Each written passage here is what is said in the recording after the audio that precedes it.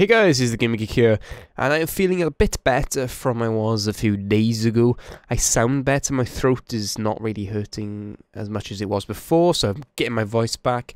Not quite perfect, but definitely a lot better than I was, as I was saying. Now, I'm meaning to do this video for a while, where I was talking about the PlayStation 4, because we had the announcement conference.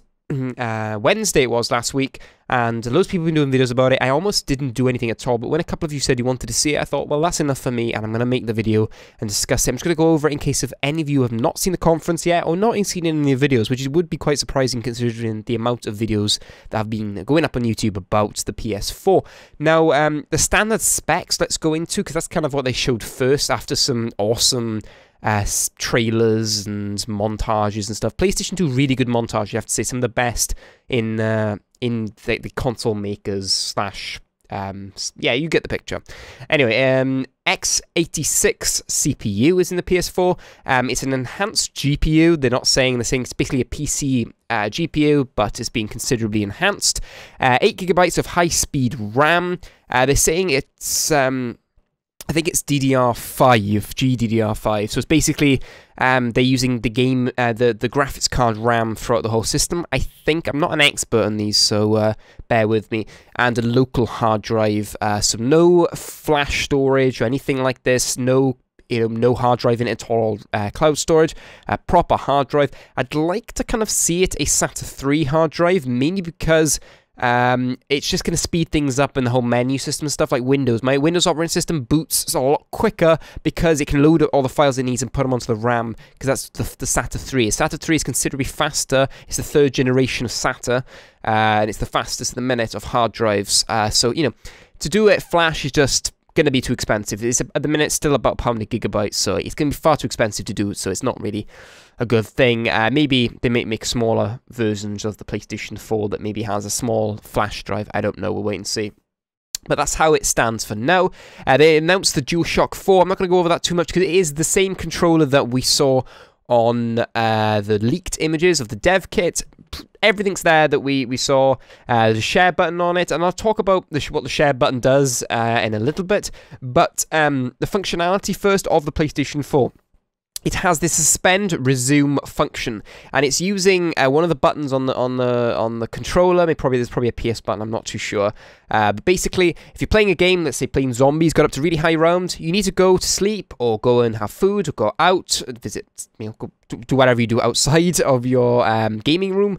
You can just put it into a suspended mode. It's basically like sleep on your computer, and it keeps all of the contents you were doing in the RAM. It stores it all there, so basically it has enough power trickling through just to keep everything you were doing in a suspended state, and then basically you hit the button and it's literally within seconds back up and going again.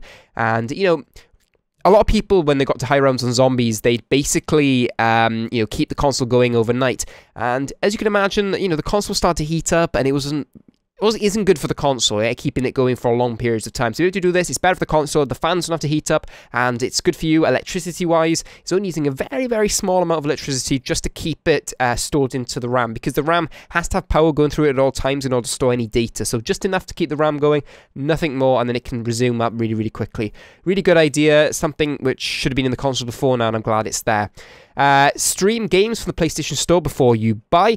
Basically, if you're not sure about a game, you can stream, rather than having to download a demo, you can stream a demo right from the servers, play it instantly, and check out the game. If you like it, you buy it. If you don't, then you don't buy it. Sorry, my throat is, you have to bear with me. This, you know, on Live have done stuff like this, where you try the game and when you can also buy it and stream it. It really is dependent on the internet connection. A lot of people haven't got very good internet connection, and it's not going to work very well. I hope they have a demo version you can download as well on top, not just having to stream it, because it may be a bit bad. But don't forget, these consoles are going to be around here for the next 6-7 years, most likely, especially because of the amount they cost to develop and things like that. They're going to be here for the next 6 years, 7 years. As much as me as a gaming enthusiast wouldn't like that, I want to see movement all the time, it's going to have to happen, unfortunately. So it's definitely something more for the future, I think, for most of us than now, apart from these people that have amazing internet. Digital titles are playable even when downloading. This is something I really, really like. You know, you download a game and game files are getting big, especially with the PS4. Now it'll have even better graphics, most likely meaning even bigger game files. We don't know. They can probably compress them down pretty well, but still, you know, it's an 8 gig file, maybe even more, and you don't want to wait. You just bought your game. You want to play it. So it has to download the core files first. Once it's done that, though, it can continue downloading it while you play the game. So absolutely amazing. Something I've been waiting to see as well, and I'm glad it's there. Yet again, it's something that should have been here by now, but I'm glad it is here at the same time. You can share gameplay live. You can stream it over, you know, the PlayStation Network, for one. I'll move on to other services in a minute, but you can share gameplay live. The share button also allows social interaction in real time, from asking help to actual live assistance. So basically, if you're stuck in a level, you don't know what to do next, maybe a puzzle, you can ask your friends on the PlayStation Network to come and look at your screen, just have maybe a screenshot of your screen and go, do you know what to do? And they may go, yeah, I know to do this.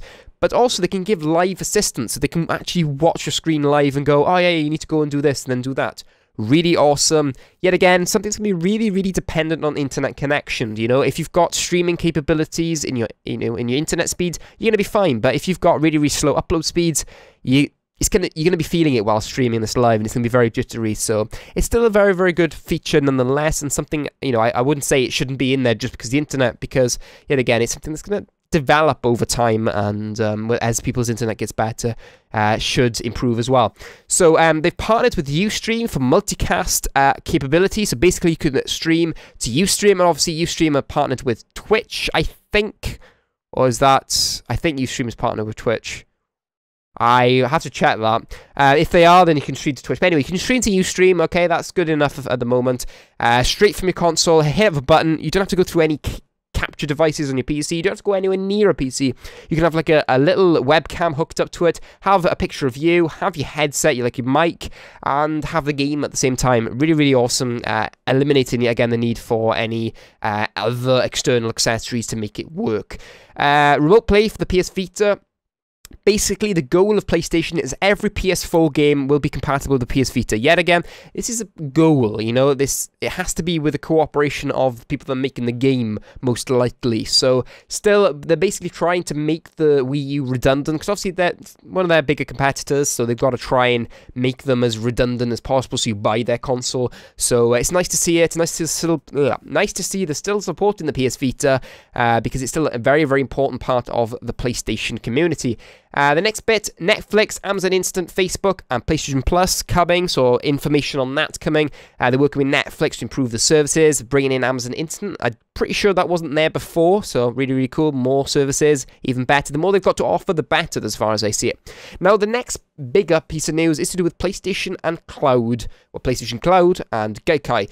Gaikai is a company that PlayStation bought last year, and they are all to do with cloud services, and even won awards on some of their servers. And basically what Gaikai wants to do is to add the ability to play past, present, and future games on the PlayStation Cloud. So that basically means, although the PlayStation 4 doesn't support backwards capabilities, it does support the feature that you can go and play those backwards games, so the old console games, PS2, PS1, PS3, over Gaikai, because then it's their servers that are running the game, not the PlayStation 4, and it saves a hell of a lot of money for them, because, you know, putting the emulator into the console would be too much. That's why PlayStation ditched it on the PS3. They had it in the first versions, if you remember, but really, really quickly, when the competition really heated up between them and Xbox, they ditched it because it saves them a lot of money. And also, you know, the way the PS3 is coded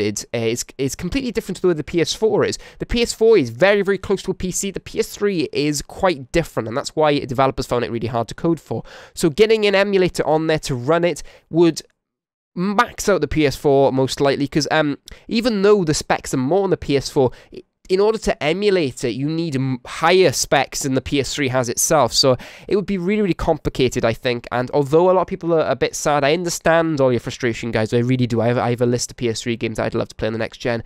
If you have a PS3, though, it's not really worth selling it for the price you get it these days. I would keep it and play PS3 games on that if you can.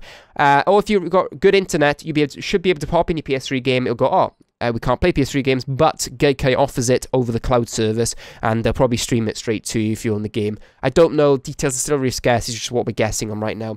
So the cloud services will run out in phases, meaning that we won't get everything at once, but all the new features they'll keep adding through the lifespan of the PlayStation 4. And the vision is for everything everywhere, because that's the way that the social media is going at the minute. You know, you go out on the, go out in general, and you have Twitter on your phone, and you go back at your PC, you got Twitter on your PC, Spotify, you add things to your playlist on your PC, you go out on your phone, and it's there. Everybody wants everything instantly, and they want it wherever they are, whatever they're doing. So PlayStation basically saying, we're doing that. We're catching up with the way things are going, and, we're helping, follow trends of the way social media is going and things like that. So always good to see. Now let's move on to the games. The games that were announced, I'm going to go over a couple of them. I'm not going to go over through them all because I'm not saying there's that much, but I'm saying I'm just going over the ones that I'm interested in. Killzone Shadowfall looks really, really cool. Saying it running on the PS4. They really do a good job, the guys there at Killzone, and the game looks really, really interesting. I've never been a massive Killzone fan, to be completely honest, but this one has taken my interest. It's a bit different to the rest of them. It's a bit brighter, and it doesn't look as heavy control-wise as the other ones did. Some people like that, some people didn't. Personally, I was a massive fan. Looks really cool, though. The graphics look really, really cool. A lot of the graphics on the stuff they showed took me by a bit of surprise. I'm a PC gamer, so I didn't expect it to be surprised because, all these kind of graphics are already the PC's capabilities. So really did take me by surprise, though. And the next game is Drive Club Evolution. That basically was changing the way that driving games are in general. Like, this is more of a first person that you walk up to the car. The details on the car were absolutely incredible. I thought Gran Turismo went to lengths with their detail, but no, these guys took it to the next level. Absolutely amazing. Literally everything, down to the last bits of stitching in the seat. It was crazy, and I can't wait to see more of that. It looks to be a really, really cool game. Infamous Second Son, made by Soccer Punch, of course. Looks absolutely awesome. Again, can't wait for that. Let's have a look. Watch Dogs, yeah, saw that E3. Oh my god, I really want to get my hands on that game. More than any of the games I think they showed at the PlayStation conference. A lot of people were a bit, having a go at Sony, let's say, a little bit when they found out that Watch Dogs wasn't actually running on the PS4. The Ubisoft said that they were running it on a PC that had similar specs, and basically because it was easier for them to take that out of the studio and show rather than taking a PS4 dev kit version. I can completely understand that. I don't see the problem. The PlayStation 4 is very similar to a PC, just been altered slightly. So how you see it running on that PC with the same specs, it's going to run exactly the same. So what you see on screen, it wasn't really lying to you. It is what you'll see on the PS4. It's just not actually running on the PS4 at that time. But I don't really mind. Some people do. You've all got your own opinions, I guess. So it's up to you guys. Now, Diablo 3. When the Blizzard came onto stage, everyone got really, really excited and I think expected a new IP. Now, I'd forgotten that we were all, months and months ago, expecting Diablo to come to console. And we all got caught up, and then we got a bit disappointed when it was Diablo 3. But I kind of see what Blizzard are doing, in a sense. This is the first time they've ever come to console, and they really are trying to just test the waters first, see how things are going, and then if things go really well, they'll, maybe do a new IP. But a new IP is a massive investment for the first game ever on console. So I can see what they're doing with that. If Diablo 3 goes well, they may do new things in the future. And to see Blizzard working with PlayStation exclusively, Diablo 3 will come to PS3 and PS4 exclusively, not to any other console, I think it's really cool. So sorry about that, guys. My chest still isn't quite right. Anyway, to see that coming to console, really good move, and PlayStation may have some really cool new IPs from Blizzard in the future, because as I said, the PS4 will be 6-7 years probably. I don't know, I'm just guessing, but likely to see something new if Diablo 3 goes well. Destiny, yet again, Bungie moving away from the Xbox only. I reckon this is going to be multi-platform. They did not say that, but they said exclusive content for the PS4, and by saying that, that kind of says, well, it's on multi-console, but we're working with Sony to bring that exclusive content, not that the game is only for PS4. People were a little bit confused, but that's what I reckon. Sorry. So that's it, basically, on the announcement-wise. We didn't see a picture of the console. I think it's not really that important. Some people got really caught up over that. I think, it's a black box with PlayStation logo on, and it has a Blu-ray drive probably, and, it looks like a PlayStation. You know, they showed us the important thing in the controller, because that's the thing you're actually using, and actually, you know, it has to see if it works right, it has the features and all that. And, you know, at the end of the day, they're going to say something to show us in the other conferences. And, you know, they told us enough to get us excited and to get us to understand the core of what PS4 is all about, but not tell us everything, so that at the other conferences, you know, we've still got GDC, we still got Gamescom, we still got E3. You've got to save something to talk about for those 3 conferences, at least. If not, if they cover any more, I don't know, Eurogamer. That'd be amazing, but I doubt it. It's still, you know, still relatively small in the scheme of things. So yeah, they're gonna save some stuff back. Not gonna show us everything at once. Can't wait to see what Naughty Dog are doing with the next gen console. A lot of people saying Uncharted 4. I only want Uncharted 4 if the story is good, and if the game's gonna be amazing. But if they try to kind of spread it out a lot and the story's a bit lackluster, do not do it. I don't want to see it. I'd rather it's left lie, because I love the Uncharted series, but leave it lie if it's not worth making another game of. If you've got something awesome to go with it, go for it. But Naughty Dog will do a good job generally. I kind of trust them more than a lot of other developers. So I'm sure they got something awesome to show us regardless. Can't wait for that. And yeah, that's basically it. I'm really intrigued by what they've shown us. You know, it's got... hardware-wise, it's got pretty much what I expected. You know, all the rumored stuff pretty much matched this.